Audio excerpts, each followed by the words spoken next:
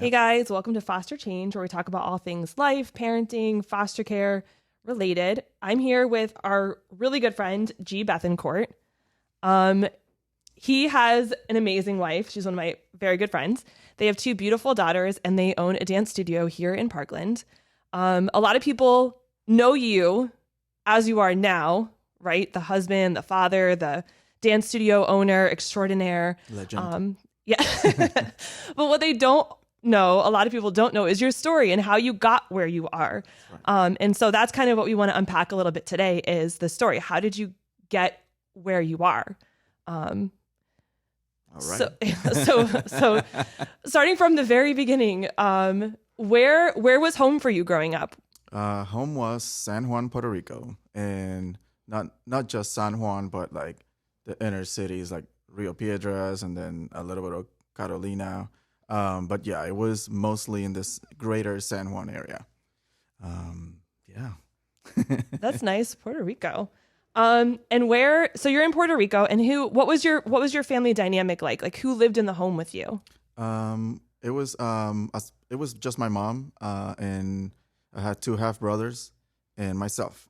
Um, we lived in a little town called Puerto Nuevo, which is within the San Juan district or county, I should say. And yeah, it was just the three of us. My two brothers were older, uh, 11. Well, I haven't done this in a while. 11 years and 13 years from me. So yeah, we had a pretty big gap, Yeah, and so yeah, but they worked a lot, so it was mostly mom and I. growing up. So it was just you and mom in the house for the most part, your brothers. Um, what did you guys like to do growing up? What would you say was your favorite hobby or pastime? All I did was play basketball outside. Yeah. We had we had a milk crate, and I cut the bottom, and I put it on the in the garage on the wall, and that's all I used to do. And then we got smart, and we took a big pole and took it outside, and a bunch of zip ties later.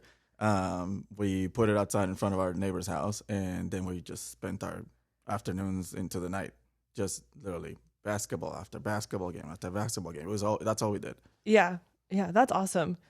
Very, very creative and ingenious. Like that's like using what you have. That's the epitome of that, of using what you have at your disposal to make something fun. Yeah.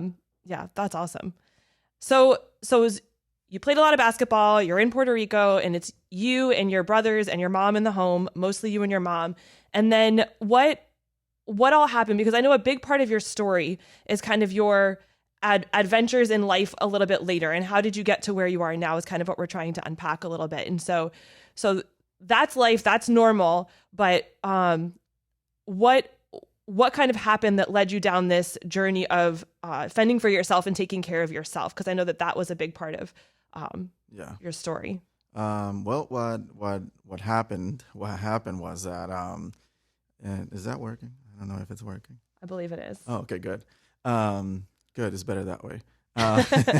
So what happened was when my mom dealt with alcoholism, and even though she always functioned and was always there for me, it was pretty bad. So she passed when I was 12, after multiple episodes, and that's what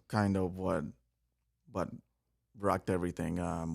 When she started, I want to say it got pretty bad. Maybe when I was 10, she started like having the whole hallucination situations, and Right. she would pass out.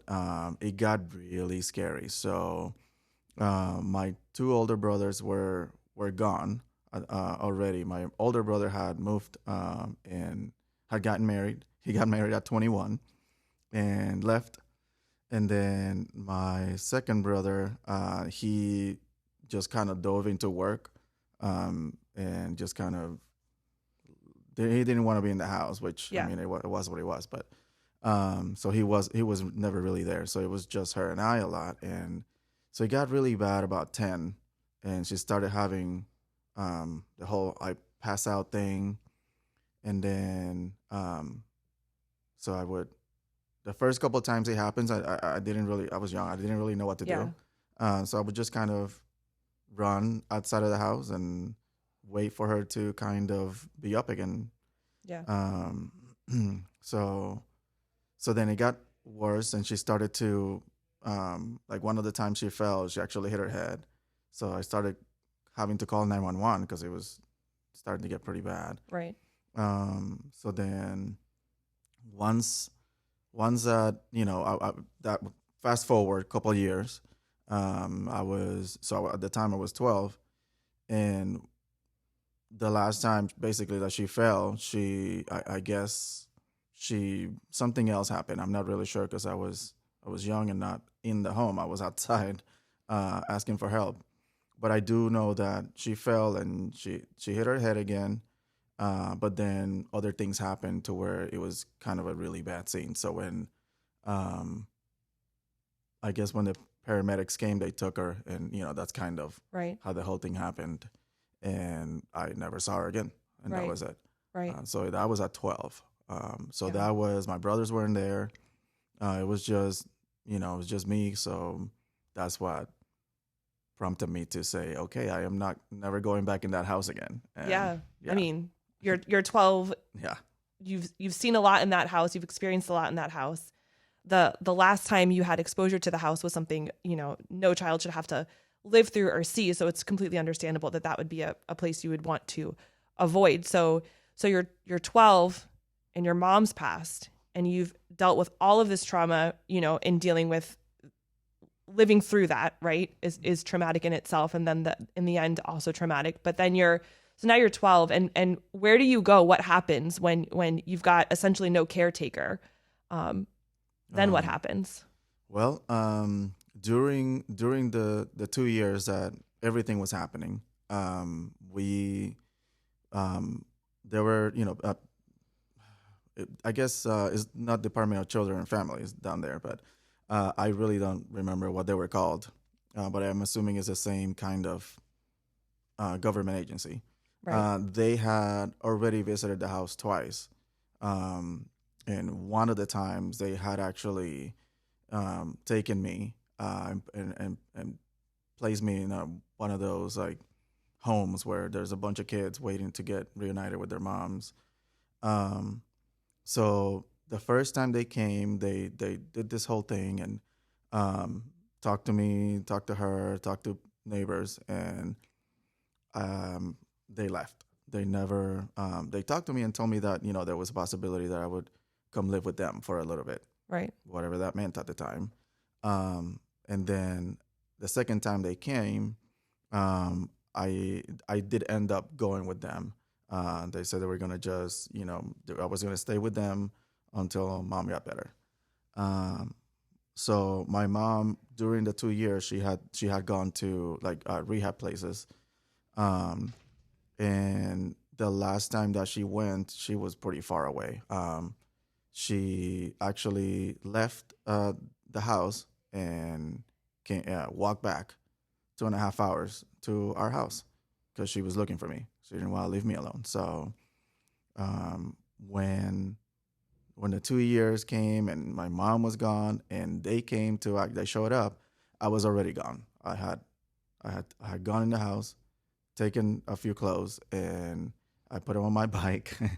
I had baskets on my bike from delivering the paper. I shoved it all in there, and I took off. And I started staying in several abandoned houses that were in the neighborhood, but they were empty. Nobody was, Yeah. they had been empty, and I knew them from delivering the paper. Yeah. So that's what I started doing. I just kind of disappear, and Puerto Rico is one of those things. Yeah. Oh, out of sight, out of mind. Hey, where's G? Oh, I don't know. He's gone too. So it's like, all right, people Yeah. move on. So Yeah. that's what I did. So you avoided having to stay in these group home situations or state run and licensed Yeah. caregiver programs, 100%. foster care essentially, Yeah. because to you that was scarier Yeah. than living in these abandoned houses at 12 years old. you would rather 100%. take care of yourself at 12 than trust the system to have your best interest at heart. Yeah, it was because I remember the first time that I went to one of the homes. I lasted less than 4 hours because the kids there were, first of all, there were so many of them, and so it was overcrowded in my opinion. And from what I remember, this is obviously, I'm 40 years old now, but I remember it was one fight after the other. Yeah. And I was just like, oh my gosh, what is this place? And I was a little rugrat, but I wasn't one of those. I didn't want to pick fights. That wasn't my personality. I just wanted to play basketball. And so it was so scary. Nobody was sleeping. There was no way you were going to close your eyes. So I lasted 4 hours. Yeah, that doesn't sound fun. I literally just said, all right. And I waited for the door to open and I took off. Another time that I, was convinced by a friend to go see that it wasn't that bad. I wasn't even being taken away or anything. And it was the same. It was, all I saw was what I saw before. Right. No. So in my head, I was just like, I'm never going to let anybody take me to that place. Yeah. So yeah, it was much easier for me to, just keep it together and go to a house where nobody's bothering me. Nobody's, I'm not going to get in a fight. And just, I can go to school. I can eat in school. There was breakfast and lunch. Yeah. So, and I deliver the paper, so I could buy food at night. Yeah. So I'm not paying anything. I mean, I didn't really have a plan. Well, I mean, you're 12. That's your plan. Your plan was to just wing it, right? Yeah, I think a lot of people go through life just kind of winging it, but it's interesting to hear that you at 12 thought you'd be better off taking care of yourself than trusting in the system based on what you've seen and experienced, while attempting to be in the system, right? Yeah. You go to the group home, you're there, you last a little bit, and you think this is not sustainable. I need to leave and be on my own. I would be better off. Yeah. So yeah, that's interesting in itself. Just thinking about the conditions that you're in these homes. In Puerto Rico, every state is different. Every state has different experiences. I know, we are an individual family taking in children on an individual basis, or in our case, a sibling basis, which is a very different experience than a group home. So I can draw some similarities in foster care in that frame, right. That mindset of like, okay, we're stepping into the life of a child who doesn't have a capable caregiver in this moment, for as long as this child needs us. But I can't imagine from your perspective, walking in at 12 to a group home situation where there are, like you're saying, the fights and no one's sleeping and it's unfamiliar and it's uncomfortable. And I can imagine that being very scary. But knowing that you were there and seeing where you are now, there's a lot to be admired, right? Mm-hmm. So you're at 12 and you're fending for yourself, and that could have gone so many different ways. As an adult, you look back and you think, oh my gosh, I was a 12-year-old child. I have a 12-year-old. Right. I'm thinking this girl, like if she was on her own, what would she be doing? How would she get by? And you made it work. It wasn't glamorous, of course, but looking at where you were to where you are now, how did you stay out of trouble? Like, how did you not end up, going the route that so many people living on their own at 12 can go or do go? You're a successful now, but of course, when you were 12 living there, like what can you attribute that to, kind of staying out of trouble? Well, the first thing that, always came to my mind was when, even through her troubles, which is why I always say that she was always there for me, because even in her bad days, she would always tell me how I was going to be somebody. She was always saying, you're going to be such a good husband.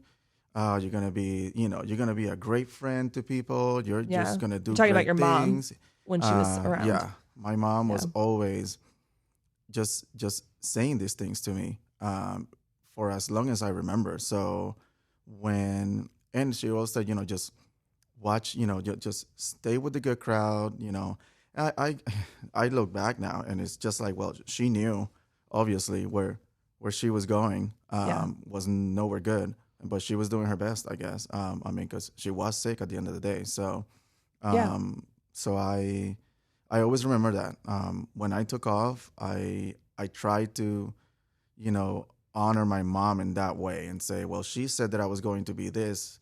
I'm going to do that, and it has to be a reason why she said these things to me. So I always kept that in mind. So I did. I went to school and kept my good grades because she was Yeah. always so proud of my good grades. So I kept those. I did try not to get in trouble in school. I went, and then when I got home, I did my homework, and then I would go back to the areas where the kids were playing basketball, and I would go and play, and and then I would just, all right, I gotta go back home, and then I Yeah. would just go home, and nobody knew where home was, but Yeah. Nobody nobody was questioned. asking, Yeah. so that's kind of how I did it, and a lot of times, a lot of the moms in the area knew there was something going on. They just never figured it out because they couldn't. There's no way it fit in their head that I was by myself. Yeah. Yeah. So, but they were like, "Hey, do you want to eat with us tonight?" And I was like, "Oh yeah." And so I would eat dinner at their houses sometimes, and that would save me from having to go to KFC, Yeah. which was a long way in a bicycle. Um, but it's funny. I think the neighborhood figured it out eventually because I started to get food. Like nobody was charging me for food. Nobody was. Yeah. So I think they figured Yeah. it out, and you look back and it's like, oh, I see what you were doing, but nobody asked. Yeah. Nobody bothered me. Yeah. So They I kind of banded together as a community to help you where they could in little yeah ways. yeah. Yeah. And my mom was well known, even though she had all those issues. She was also like a mom to all the kids. All the kids got in trouble by her if they weren't doing the right stuff. So she would yell at everybody. Yeah. Not just me. So I think that there was some respect. So out of respect to her, oh, that's Sarah's kid. They always kind of try to maybe get involved in what they could. Yeah. And then like I said, I delivered the paper, so I had a little bit of money. And then once I turned 16, I may have not lied in my application, but I did get an apartment. Yeah. I was tired of living in the crappy houses, so I did. I got an apartment when I was 16. Went and bought a car, and it was $500. Wow. A good old Isuzu iMark, red with paint peeling on the right side. But it got you where you needed to go, right? It sure did. Yeah, it did I the delivered trick. more papers in that thing. So, So after that, once I turned 16, I was good. I knew that Yeah. at that point I You've been was an doing it for a adult. while, right? Yeah. You're talking 4 years into it. Yeah. You figured out how to make it work at that point. Yeah. Yeah. I mean, gosh, I'm still thinking about my 12-year-old and how she would be on her own and would she have the wherewithal and stuff. It's just, I mean, it's a completely different situation, obviously, but to think about a 12-year-old navigating all of this and then being able to like accomplish the things that you've accomplished in your life when starting out at 12 on your own is just kind of like mind blowing a little bit, and admirable, obviously. And yeah, so thinking about, the friends that you surrounded yourself with, it sounds like you stayed pretty motivated, and your mom's voice, and she spoke purpose over you. Yeah. Right. So from the time that she was living and around and taking care of you, yes, she was afflicted by her addictions and her diseases. But at the end of the day, she was still speaking purpose over you. And that Yeah. resonated with you. Yeah. So what would you say that it's really important to have someone in your life who's able to speak purpose over you, and what would you say to people who maybe don't have that trusted adult or that, figure in their life that's speaking positive and purpose over them? Maybe they're in a situation where they don't have a parent who's speaking, you can be something, you will be something, you're going to be a great Right. husband or wife, or you're going to accomplish all the things you want to in life. And they're maybe tearing them down instead of building them up. That can be really hard, Yeah. on a person. Like, how important do you think it is to have people in your life that speak maybe purpose and passion over you? I think that, if you, I had my mom until 12, and, and it wasn't, once that happened and she passed and I was by myself, there was people that did, step up, but there were, unfortunately, there were also people that were trying to tear me down, telling me I was a bad kid. And I think that thinking back, putting myself in that, 12, 13, 14-year-old mindset that I had, I just remember looking around Yeah. and saying to myself, okay, I am smarter than, than most people think. Because I do know right from wrong. I am smart. I can do this. So I was real with myself, and I was Yeah. like, listen, you are either going to do what they are doing, or you're gonna do what they are doing, and whatever path you choose at that point, you're gonna end up, in a good position or a bad position. And Yeah. I always remember just, looking at the kids that had, a parent at least, or grandma, taking care of them. Because my neighborhood was, my neighborhood what was what it was. It was broken, and there were a lot of kids that, in weird situations. But they had that one person, but I remember just looking. I was like, well, I want to be what they are when they're, and it was short. It was when they're 15, I want to do this. When they're 16, I want to do Right. this. And so I kind of latched onto that mindset and said, well, what are they doing now? Are they hanging out with Johnny in the corner that's, doing the bad things? Or are they hanging out with my friend Christian, who was such a rugrat, but he sang everything out and he rapped everything out. But he had latched onto rhyming and Yeah. rapping, and that's all he did. So he was doing good. He was not doing all the stuff that, Yeah. Johnny was doing. So I was like, well, I should probably be friends with Christian, even though I don't really like him, because at that time I thought he was funny looking, because how mature am I? I was like, he's a weird kid, but hey, he's doing good, and he's in a good Yeah. situation. At the end of the day, he goes home and has a bed, and he's got clean clothes.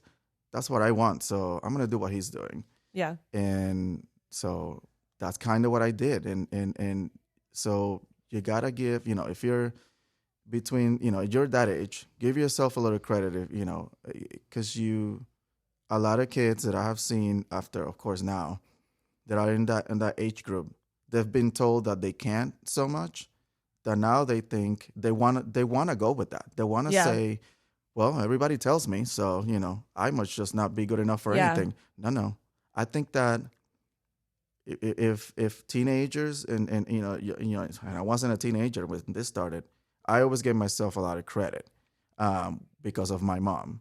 But if you give yourself a little credit, you'll be surprised. Yeah. And as a young person, then prove them wrong. If somebody's telling you you're not good enough, then prove them wrong. Don't Yeah. go with that. So Yeah. that's kind of what I would say to anybody that, maybe in any situation that's remotely close to what I went through. Yeah. Give yourself credit, and, latch on to those things that you do want to do. Yeah. Believe in yourself a little. Yeah, Yeah. it goes a long way, but Yeah. it's so silly sometimes. Yeah. I believe in Yeah. you. No, It sounds really cheesy, but at the Yeah. end of the day, it's true, though. It sounds Yeah. like, you had purpose spoken over you. You were able to latch onto an idea of what you wanted to become. You took actionable steps to become that. Yeah. Right. And a lot of that starts with just simply believing in yourself, knowing on some level that you can, despite what people say and despite your circumstances. Yeah. Because looking around where you were at 12, I can imagine there are days where you're like, look, I'm living here. Yeah.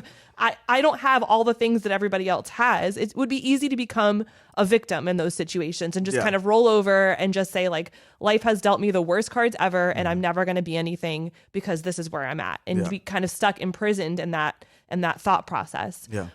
But it's awesome to see, I'm thankful that you are where you are, because we've been able to have such a good friendship with you and your wife, and it's been a blessing to us in our lives. And I know you guys have a dance studio. I know Dan's also played a huge part in your life. I mean, I know that's how you got from Puerto Rico Yeah. eventually to Florida, and married to your wife, and that was kind of your ticket out of where you were at and in that like environment to where you are now. Correct? That's correct. Was Yeah. dance? It was. When I turned 16, I started dancing. I was playing basketball, and an injury kind of derailed that, and then therapy was dance. Suggested therapy was dance. I was like, oh well, that's good. I actually like dance, and I was blessed that I was picked up by a dance studio at 16, and they helped me out, and they provided a steady, like, okay, you have school, you have dance, you have school, you have dance, and that's all I did. And when I turned 18, I auditioned for Disney in Puerto Rico.